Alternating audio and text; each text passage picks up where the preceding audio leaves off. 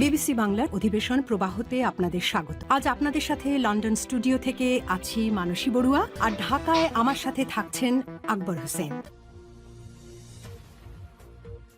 বাংলাদেশের সর্বশেষ গুরুত্বপূর্ণ আপডেট সংবাদে আপনাকে স্বাগত। শুরুতেই সংবাদ শিরোনাম, পরে বিস্তারিত।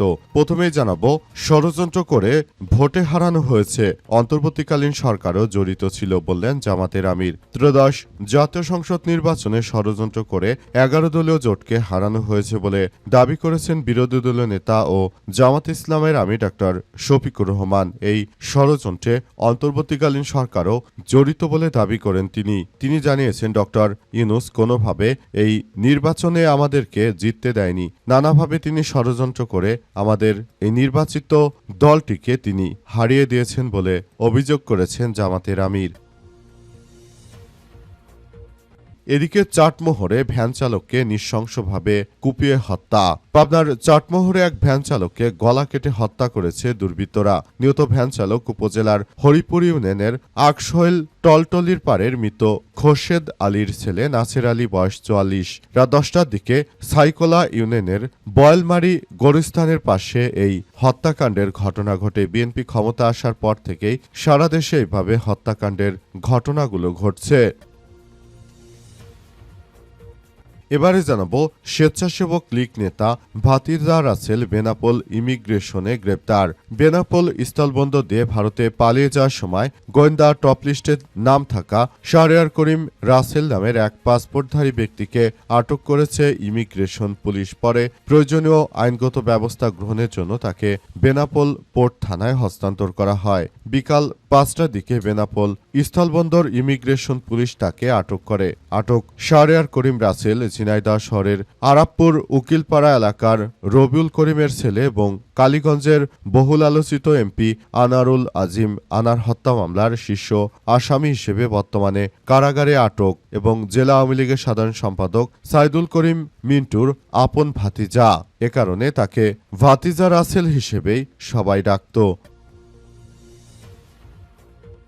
এরপর জানাবো, চট্টগ্রাম মহানগর জামাতের দুর্যোগ ব্যবস্থাপনা সপ্তাহ ঘোষণা। টানা ভারী বর্ষণ ও জলবদ্ধতা, পাহাড় এবং দেয়াল ধসের ঘটনায় ক্ষয়ক্ষতিগ্রস্ত মানুষের পাশে দাঁড়াতে আগামী 9 থেকে 15 জুলাই দুর্যোগ ব্যবস্থাপনা সপ্তাহ ঘোষণা করেছে বাংলাদেশ জামাত ইসলামের চট্টগ্রাম মহানগর শাখা। আজ নগরীর বিআইএ কনফারেন্স রুমে অনুষ্ঠিত মহানগর জামাতের জরুরি দায়িত্বশীল বৈঠকে এই ঘোষণা দেওয়া হয়। বৈঠকে সভাপতিত্ব করেন দলের কেন্দ্রীয় কর্মপরিষদ সদস্য ও চট্টগ্রাম মহানগরের আমির মোহাম্মদ নজরুল ইসলাম।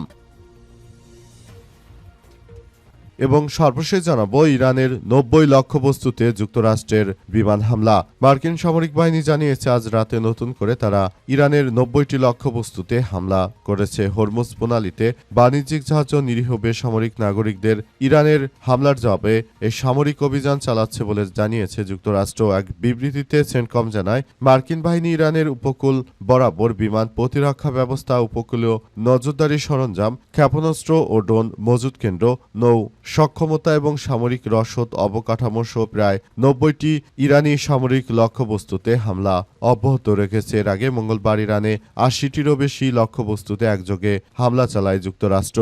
প্রিয় দর্শক, এতক্ষণ শুনছিলেন সংবাদ শিরোনাম, এবারে বিস্তারিত। তবে তার আগে বন্ধুরা, অনুরোধ থাকবে এই সংবাদটিতে একটি লাইক দিন। এই চ্যানেলে আপনি নতুন হয়ে থাকলে আমাদের সংবাদটি দেখতে দেখতে চ্যানেলটি সাবস্ক্রাইব করে রাখুন। কমেন্ট করে বন্ধুরা আপনার মূল্যবান মতামত জানিয়ে দিন আপনি বিশ্বের কোন দেশ থেকে বা বাংলাদেশের কোন স্থান থেকে আমাদের সংবাদটি দেখছেন এবং শুনছেন। আর বন্ধুরা, সংবাদটি আপনার সোশ্যাল মিডিয়া ফেসবুকে শেয়ার করে বন্ধুদেরও দেখার সুযোগ করে দিন। গাজা যুদ্ধে আপনি যদি নিরীহ ফিলিস্তিনিদের ভালোবেসে থাকেন বন্ধুরা, কমেন্টে ইয়েস লিখে পুরো বিশ্বকে আমাদের এই তাজা আপডেটটি দেখার সুযোগ করে দিন। এবারে বিস্তারিত। স্বেচ্ছাসেবক লীগ নেতা ভাতিজা রাসেল বেনাপোল ইমিগ্রেশনে গ্রেপ্তার। বেনাপোল স্থলবন্দর দিয়ে ভারতে পালিয়ে যাওয়ার সময় গোয়েন্দা টপ লিস্টে নাম থাকা শাহরিয়ার করিম রাসেল নামের এক পাসপোর্টধারী যাত্রীকে আটক করেছে ইমিগ্রেশন পুলিশ। পরে প্রয়োজনীয় আইনগত ব্যবস্থা গ্রহণ করে তাকে বেনাপোল পোর্টে হস্তান্তর করা হয়। আজ 5টার দিকে বেনাপোল ইমিগ্রেশন পুলিশ তাকে আটক করে। আটক শাহরিয়ার করিম রাসেল ঝিনাইদহ শহরের আরাপপুর উকিলপাড়া এলাকার রবিউল করিমের ছেলে এবং কালীগঞ্জের বহুল আলোচিত করিম রাসেল ঝিনাইদহ শহরের আরামপুর উকিলপাড়া এলাকার রবিউল করিমের ছেলে। জেলা আওয়ামী লীগের সাধারণ সম্পাদক সাইদুল করিম মিন্টুর আপন ভাতিজা। আটক রাসেল ঝিনাইদহ জেলা স্বেচ্ছাসেবক লীগের বর্তমান কমিটির সভাপতি এবং দায়িত্ব পালন করে আসছিলেন। তিনি ঝিনাইদহ ভাতিজা রাসেল নামেও পরিচিত। সবার কাছে তিনি ভাতিজা রাসেল নামে পরিচিত, কারণ তার আপন চাচা আওয়ামী লীগের একটি দায়িত্বশীল পদে রয়েছে বিধায় তাকে সবাই এই নামেই চেনে। তিনি বেনাপোল ইমিগ্রেশন দিয়ে ভারতে পালিয়ে যাবার চেষ্টা করছিলেন। গোপন সংবাদে পিবিআই বা গোয়েন্দা সংস্থার সদস্যরা তার যাওয়া আসার পরিধি সম্পর্কে জানতে পারে। তখনই আসলে এই বিষয়গুলো নিয়ে সবাই খুবই হতাশার মধ্যে থাকে এবং বিষয়গুলো সবাইকে চরম হতাশার মধ্যে ঠেলে দিয়েছে বলে উল্লেখ করা হয়েছে। বর্তমান সময়ে এই ধরনের কার্যক্রমের মধ্য দিয়ে সবাইকে এগিয়ে যেতে হচ্ছে এবং সবাই যেন এসব বিষয়গুলো কোন দিকে যায় সেটি এখন পর্যন্ত আসলে বলা যাচ্ছে না। সবকিছু খুবই খারাপের দিকে চলে যাচ্ছে। যে কোনো মূল্যে এই ধরনের কার্যক্রম থেকে সবাইকে আমাদের বাঁচিয়ে রাখার ব্যবস্থা করতে হবে। চট্টগ্রাম মহানগর জামাতের দুর্যোগ ব্যবস্থাপনা সপ্তাহ ঘোষণা। টানা ভারী বর্ষণ ও জলাবদ্ধতা, পাহাড় ও দেয়াল ধসের ঘটনায় ক্ষতিগ্রস্ত মানুষের পাশে দাঁড়াতে আগামী 9 থেকে 15 জুলাই দুর্যোগ ব্যবস্থাপনা সপ্তাহ ঘোষণা করেছে বাংলাদেশ জামাত ইসলাম চট্টগ্রাম মহানগর শাখা। আজ নগরীর দুর্যোগ ব্যবস্থাপনা সপ্তাহ তারা ঘোষণা করেছে। অনুষ্ঠিত মহানগর জামাতের জরুরি দায়িত্বশীল বৈঠকে ঘোষণা দেওয়া হয়। বৈঠকে সভাপতিত্ব করেন দলের কেন্দ্রীয় পরিষদ সদস্য চট্টগ্রাম মহানগর আমির মোহাম্মদ নজরুল ইসলাম। সভাপতির বক্তব্য দেন নজরুল ইসলাম বলেন, টানা ভারী বর্ষণ এবং জোয়ারের পানিতে চট্টগ্রাম নগরের বিস্তীর্ণ এলাকায় একদম তলিয়ে গেছে। জলবদ্ধতা, পাহাড় ও দেয়াল ধসে মানুষের জানমাল ও সম্পদের ব্যাপক ক্ষতি হয়েছে। আগামী কয়েকদিনও ভারী বৃষ্টিপাতের পূর্বাভাস দেখা দিয়েছে। পরিস্থিতি আরও জটিল হওয়ার আশঙ্কা রয়েছে।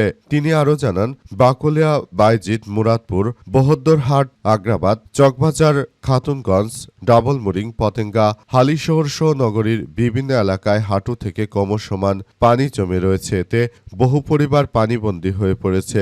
বসতবাড়ি এবং ব্যবসা প্রতিষ্ঠানে পানি ঢুকে ক্ষয়ক্ষতি হয়েছে এবং পরিস্থিতি খুবই খারাপ আকার ধারণ করেছে।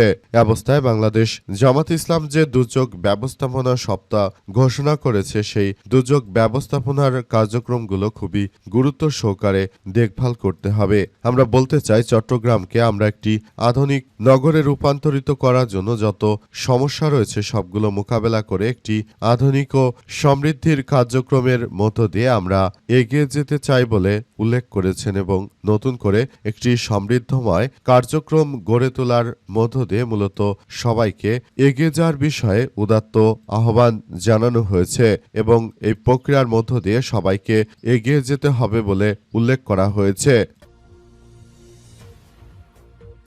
পাবনার চাটমোহরে ভ্যান চালককে নৃশংসভাবে কুপিয়ে হত্যা। পাবনার চাটমোহরে এক ভ্যান চালককে গলা কেটে হত্যা করেছে দুর্বৃত্তরা। নিহত ভ্যান চালক উপজেলার হরিপুর ইউনিয়নের আকশৈল টলটলি পাড়ার মৃত খোরশেদ আলীর ছেলে নাসের আলী 44। রাত 10টার দিকে সাইকোলা ইউনিয়নের বোয়ালমারি গোরস্থানের পাশে এই হত্যাকাণ্ডের ঘটনা ঘটেছে। চাটমোহর থানার অফিসার্স ইনচার্জ অলিউর রহমান বলেছেন যে, আমরা খবর পেয়ে ঘটনাস্থলে পৌঁছে দেখি গলাকাটা রক্তাক্ত অবস্থায় নাসের পড়ে আছে। তিনি জানান যে ঘটনাস্থলেই তার মৃত্যু হয়েছে। প্রাথমিকভাবে ধারণা করেছি দুর্বৃত্তরা তাকে হত্যা করে পালিয়ে গেছে। আমরা লাশ উদ্ধার করে থানায় নিয়ে এসেছি।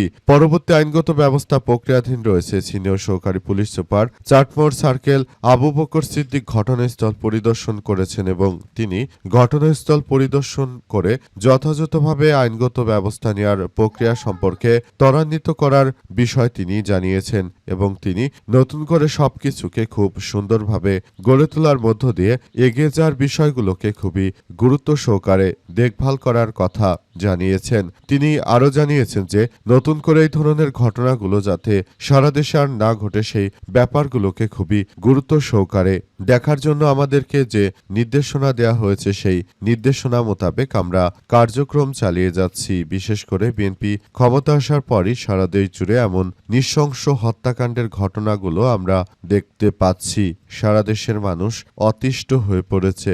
বর্তমান সময়ে চোর ডাকাতের উপদ্রব এতটাই বৃদ্ধি পেয়েছে যে দেশের প্রায় প্রতিটি জায়গায় হত্যা, ধর্ষণ, গুম, খুন এমন কোনো ঘটনা নেই যেটা বাংলাদেশে এই মুহূর্তে ঘটছে না। তাই এখনই এসব বিষয় থেকে সবাইকে খুবই সতর্কতার সহিত বেঁচে থাকার বিষয়ে উপায় খুঁজে বের করতে হবে।